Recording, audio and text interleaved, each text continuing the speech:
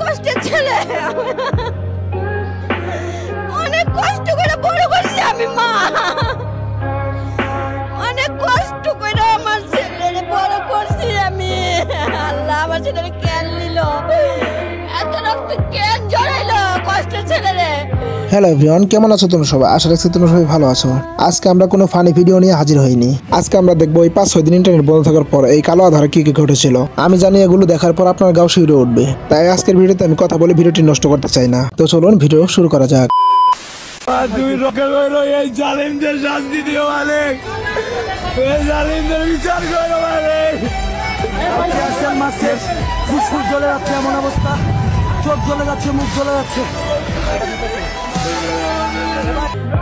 আমি আরে কি করবো রে, আমি কি করবো? সন্তানটা গেছে কেমন? ওরে আল্লাহ রে, আমি কি করবো রে আল্লাহ, ওরে আল্লাহ রে, আমার পোলাটা ফেলে লাইছে রে ভাই।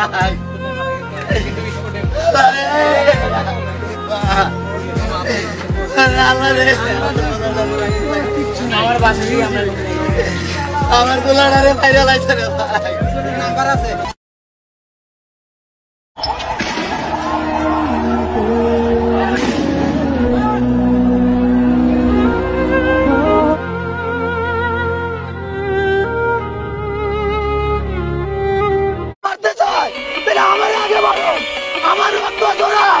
আমি বুক পাইতে দিব, আমারে গুলি করো, তারপর বাচ্চাদেরকে নামারো।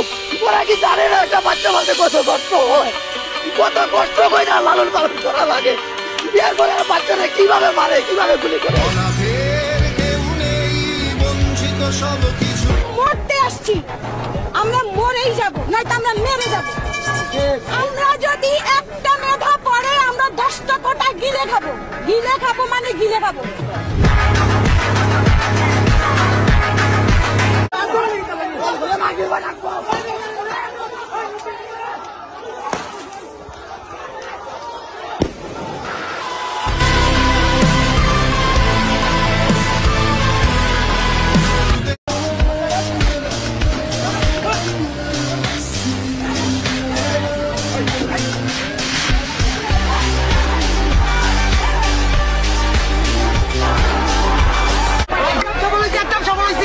মারতি ধুম ধুম আরো মারবো, সকালে রাস করবো। আমার ভাইয়ের চারটা করে রাস করছে জায়গা থেকে, হ্যাঁ আরো রাস হলো। মোটা একটা লাইব, আমরা 10টা লাইব।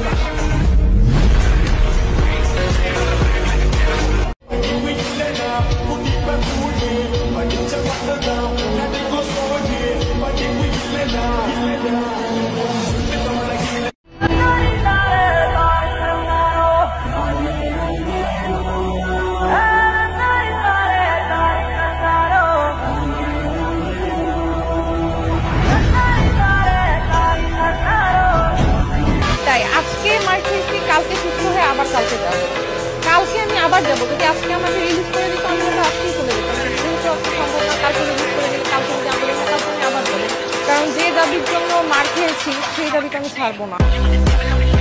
বিশাল আকাশের নক্ষত্রের মাঝে আলো দাও অন্ধকারে, কোটি কোটি মানুষের হৃদয়ের কম্পন আমাদের দেশটা জুড়ে। এখনো কৃষক শ্রমিক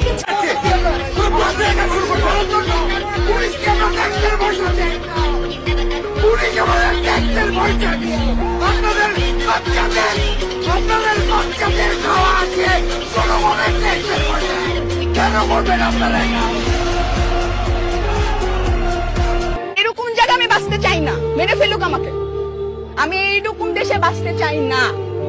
এই 1 কোটা আন্দোলন করতে কত শিক্ষার্থী মৃত্যু হইতেছে, পুলিশ আমাদেরকে গুলি ছুটতেছে। একটা নর্মাল স্বাধীন দেশের মানুষ এখানে আন্দোলন করতেছে, আন্দোলন করার নিয়ম না। এটা কোন নীতিমালা, কোন সংবিধান দেখাইতে পারবে আমাকে একটা পুলিশ? এই সংবিধান আছে, তুমি রাস্তায় স্টে করতে পারবা না। ওয়ার এটা কি শুধু কোটার মধ্যে আছে? ডিউতে ঢুকে আমার ভাইদেরকে মারতেছে, কেন মারতেছে? তার অধিকার কি? তার ব্রেন আছে ডিউতে পড়ার, এই পুলিশদের ব্রেন আছে ডিউতে পড়ার। ফাইজলামি করে তারা আমাদের সাথে, অবশ্যই বলতে পারি। সে একটা মেয়েকে মারতে পারে না, কিভাবে সে রংপুরের ছেলেটাকে মারলো? সে এরকম করছে, তাকে গুলি মেরে দিল। তার তো বিশ্বাস আছে যে পুলিশ তাকে মারবে না, তাকে মেরে দিল কিভাবে? হাউ ডেয়ার দেয়ার কোন জায়গায় আমি বাঁচতে চাই না, মেরে ফেলুক আমাকে। আমার ককটেল লেগেছে, আমি সাধারণ এটা টুকাই, আমি ছাত্রকে জন্য জীবন দিতে রাজি। আমার বাড়ি নড়াইল, মাসাবিরে রেখে আমি, আমার জন্ম নড়াইল, কিন্তু ছাত্রকে জন্য আমি জীবন দিতে রাজি। বাবাকে বলে আসছি আজকে যদি মরে যায় আমার রাষ্ট্র যেন রাস্তা থেকে না তুলে। আমরা ঢাবি স্টুডেন্ট ভাবে মার খেয়েছি, আমাদের ভাইদের যেভাবে মেরেছে আমি নিজেও ইনজুরিতে আছি, আমি তারপর আজকে আন্দোলনে আসছি। আমরা কিন্তু মানে দমে যাই না, এটা জাস্ট বোঝানোর জন্য যে ইনজুরি থেকে যে উঠে আসছে, যে ঢাবির এখন পর্যন্ত কোনো আন্দোলন কিন্তু মিথ্যা যায় নাই। এখন পর্যন্ত বাবাকে বলে আসছি আজকে যদি মরে যায় আমার রাষ্ট্র যেন রাস্তা থেকে না তুলে। আমার ছাত্র দল যখন বিজয় উল্লাস নিয়ে বের হবে আমাকেও তখন যদি বিজয় ঘোষণা করে আমার লাশ তারা দাফন করে। এটা ভাষা থেকে বলে আসছি, এখন কি হবে সেটা পরে দেখা যাবে। কি সময়ের মূল্য নাই। আমার 8 তারিখ থেকে পরীক্ষা ছিল, আমি পরীক্ষা ক্যান্সেল করে এখানে আসি। আমি 5 দিন ধরে আমার টিউশনে যাচ্ছি না, যেটা থেকে আমি আমার উপর নিজের পড়াশোনা খরচ চালাই। আমি এখানে আসি কেন? আমার নিজের অধিকারের জন্য, আমি ন্যায়ের পথে আসি। আমি শুধু আমার জন্য আন্দোলন করছি না, আমি আমার ভবিষ্যৎ প্রজন্মের জন্য এখানে আসি। আমি যদি আজকে আন্দোলন না করি আমার ভবিষ্যৎ প্রজন্ম প্রশ্ন করবে কেন আমরা এই বৈষম্য তখন মেনে নিয়েছিলাম। কিন্তু আমি আমার এই বৈষম্য এখন মেনে নিব না। তো এটা আমাদের অস্তিত্বের লড়াই, আমার লড়াই, আমার আগামী প্রজন্মের লড়াই। আমি ঢাকা বিশ্ববিদ্যালয়ের একজন ছাত্র হয়ে আমি অন্যায় কখনোই মেনে নিতে পারি না। নিজের অধিকার আদায়ের জন্য স্বাধীন বলেন, এটা কোন ধরনের স্বাধীন? কোন অধিকারে লেখা আছে নারীদের গায়ে হাত তুলতে হবে? কোথায় লেখা আছে আমাকে দেখাই দিবেন।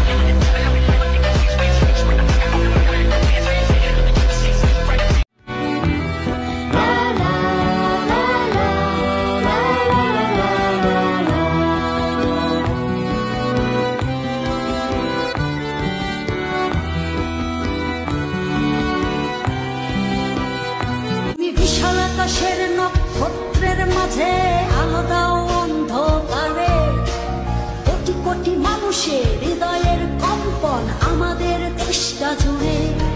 এখনো কৃষক শ্রমিক জনতার মাঝে তোমার প্রতিধ্বনি, আর ওই পাখিদের কলরবে ভেসে আসে কান পেতে আজও শুনি। কারার ওই লৌহ কপাট ভেঙে ফেলে করে রেলোপাট, রক্ত জমাট শিকল পূজার পাষাণ বেদী। ওরে ও তরু নিশান বাজা তোর প্রলয় বিশান, ধ্বংস নিশান উঠুক প্রাচীর প্রাচীর ভেদী। ওরে ও তরু নিশান বাজা তোর প্রলয় বিশান, ধ্বংস নিশান উঠুক প্রাচীর প্রাচীর ভেদী। কারার ওই লৌহ কপাট ভেঙে ফেল কর রেলোপাট। বারবার এইটাই হয়, কোনো কিছু চাওয়া যাবে না, কোনো কিছু আবদার করা যাবে না, কিচ্ছু করা যাবে না, সবকিছু আবার চলে যাবে সেই আপনি কি রাজাকার নাকি না। ইচ্ছাকৃত ভাবে আপনারা বুঝবেন না যে কতখানি রাগ হলে, কতখানি অভিমান হলে কেউ বলতে পারে আমি রাজাকার। কারণ আজকের রাজাকার কিন্তু 71-এর রাজাকার না, আজকের রাজাকার আপনাদের লুটেরারা, আজকের রাজাকার যারা এই দেশকে নষ্ট করছে তারা। সেটা কি বোঝার ক্ষমতা আমাদের এত বুদ্ধিবৃত্তিক লোকজনের নাই? যখন ওরা বোঝে না তারা ইচ্ছা করে বোঝে না। তারা কি জানে না যে এগুলো সুযোগ নিতে পারে সন্ত্রাসীরা?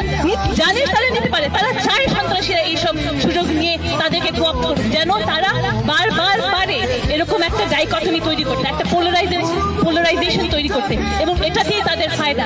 এখানেই আমাদের সাবধান থাকতে হবে যে প্রতিটা ইস্যুকে নিয়ে ওরা যেন বারবার সেই একই ইস্যু, একই পোলারাইজেশনে নিয়ে না যায়।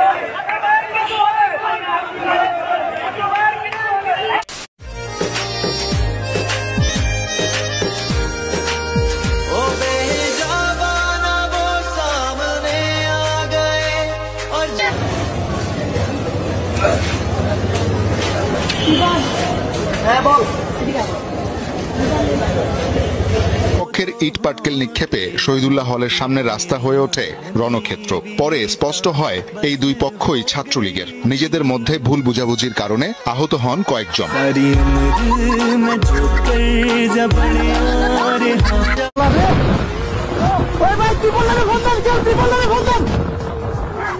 আস্তে আস্তে আস্তে আস্তে আস্তে